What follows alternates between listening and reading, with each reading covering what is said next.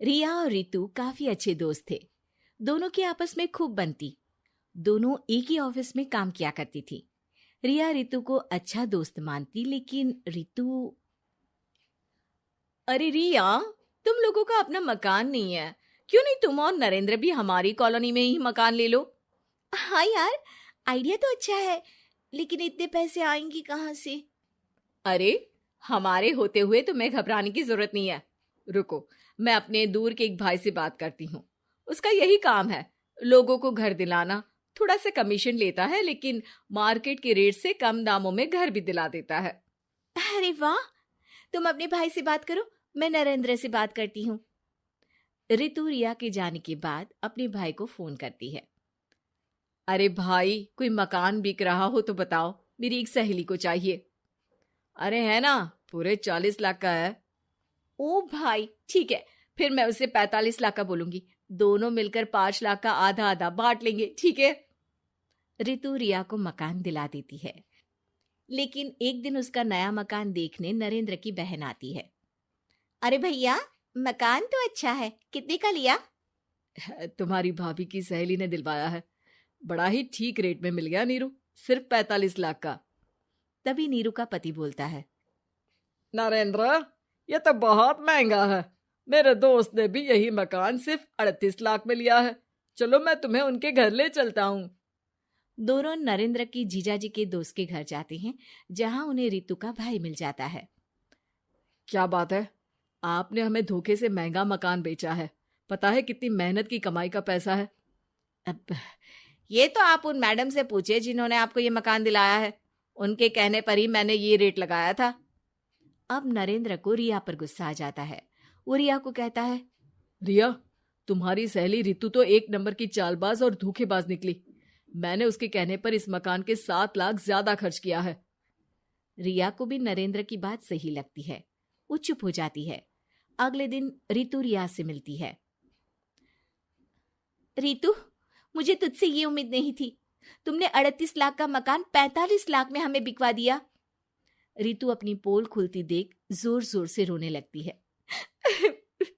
अरे मैंने क्या बुरा कर दिया, तेरा भला ही तो सोचा था।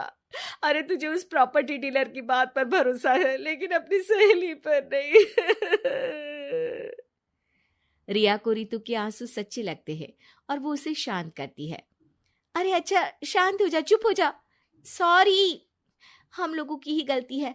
हमें मार्केट में पहले रेट पता कर लेना चाहिए था। चल सॉरी। अब रितु आए दिन लोगों से रिया के पीठ पीछे बुराई किया करती थी। रितु अपनी ही दूसरी ऑफिस के सहयोगी से कहती है,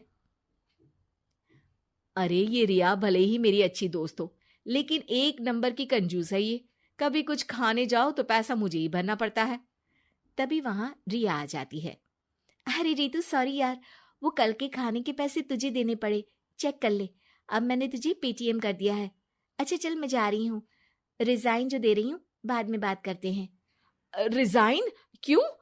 तूने अपनी बेस्ट फ्रेंड यानी मुझे भी नहीं बताया, क्यों? अरे नहीं यार, ऑल सडन प्लान बना। दरअसल ये नया घर का ईएमआई निकालनी काफी मुश्किल हो रही है, तो सोचा घर पर ही कोई बिजनेस कर लूं। अब इतनी थोड़ी सी कमाई में हो नहीं पा रहा है ना। अच्छा अच्छा, क्या बिजनेस करेगी? देख, तू तो जानती है कि यहाँ मुझे सिर्फ 15,000 मिलता है, लेकिन घर में बच्चों का प्ले स्कूल खोलूंगी तो पूरे 4,000 एक बच्चे से मिलेगा। 10 भी आ गए बच्चे तो पूरे 40,000 की कमाई, वो भी घर पर रहकर। है ना अच्छा आइडिया? रितु को रिया की बात से जलन होती है। वो कहती है, अरे फिर 10 क्या, 50 बच्चे का ही सोचना। अरे कहाँ यार, घर में इतनी जगह कहाँ। सुन ना, एक काम करते हैं, हम मिलजुल कर किराए का मकान लेकर उसे सजाते हैं। फिर ज्यादा कमरे होंगे तो ज्यादा बच्चे आ सकेंगे ना। हाँ, लेकिन मैं एक बार नरेंद्र से पूछ लेती हूँ। रिया नरेंद्र को सारी बात बताती है। देख लो रिया, मुझे तुम्हारी इस सहेली में जरा सा भी विश्वास नहीं है। अरे नहीं नहीं, वो ऐसी नहीं है। मिलकर काम करेंगे, जो पैसे आएंगे आधे आधे बांट लेंगे। इसमें बुरा क्या है, काम भी अच्छा होगा। फिर क्या था, दोनों मिलकर काम शुरू करते हैं। पूरा कमरा बच्चों के हिसाब से सजा दिया जाता है। टीवी, फ्रिज, बेड और न जाने क्या क्या। तेरे और मेरे मिलाकर 2 लाख का खर्च हो गया। अरे कोई बात नहीं, पैसे कमाने के लिए इन्वेस्टमेंट तो करनी पड़ती है। अब इतनी बड़ी रकम है, अच्छा है कि दोनों ने मिलकर कर ली, वरना एक के बस की तो बात नहीं है। हाँ, लेकिन अब मैं ना एक बात बोलना चाहती हूँ। देखो, पिछले 2 महीनों से जब से ये काम चल रहा है, सारी मेहनत मेरी ही है। मैं ही सारा दिन यहाँ का काम देखती हूँ। तो अब मैं तुम्हारे साथ ये काम नहीं करूंगी, अकेले मैं ये स्कूल चलाऊंगी। अरे ऐसे मत बोलो रितु, मैंने नौकरी भी छोड़ दी। थोड़ी बहुत सेविंग्स थी, वो भी मैंने स्कूल को बनाने में लगा दी। अब यार, तुम तो आलसी भी हो, मुझे नहीं लगता तुम ये काम कर पाओगी। रितु, नरेंद्र ठीक बोलते थे, तुम भरोसे के लायक नहीं हो। ये मेरी गलती है कि मैंने तुम पर विश्वास किया। अच्छा जी, तो गलती की ना। मैं तुमको तुम्हारे पैसे धीरे धीरे करके दे दूंगी। अच्छा होगा कि अब तुम यहां से निकल जाओ।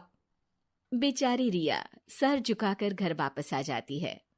नरेंद्र, वही हुआ जिसका डर था। रितु ने मुझे पार्टनरशिप से हटा दिया। मैं ये बात जानता था रिया, लेकिन मैंने तुम्हें इसलिए फोर्स नहीं किया क्योंकि जब तक तुम खुद धोखा नहीं खाती, तुम्हें अकल नहीं आती। हाँ, लेकिन अब वही जो पहले सोचा था। और फिर क्या, रिया घर से ही बच्चों को संभालने का काम शुरू कर देती है।